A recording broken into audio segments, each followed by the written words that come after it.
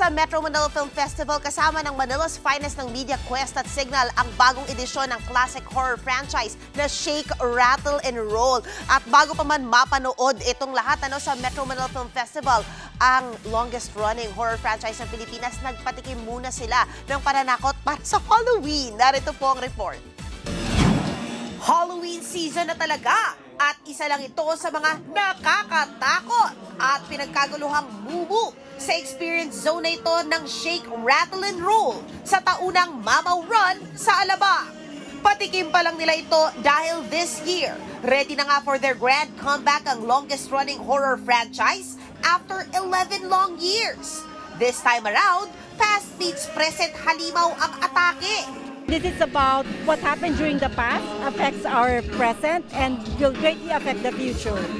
Mula pa dekada 80, hindi lang basta horror movie ang Shake, Rattle, and Roll, kundi isang pamaskong tradisyon na nag-ugat na sa kulturang Pilipino. Makakasama rito ang mga OG cast, gaya na Janice de Belen, Madeline Reynes, at this year, sasali na sa katatakutan sina Richard Gutierrez, Ivana Alawi, at ang ilang young stars of today. It really talks about 3 different timelines kasi itong Shake, Rattle, and Roll na to. It's the evil origins and also 3 stories, so 3 massive production. This is us.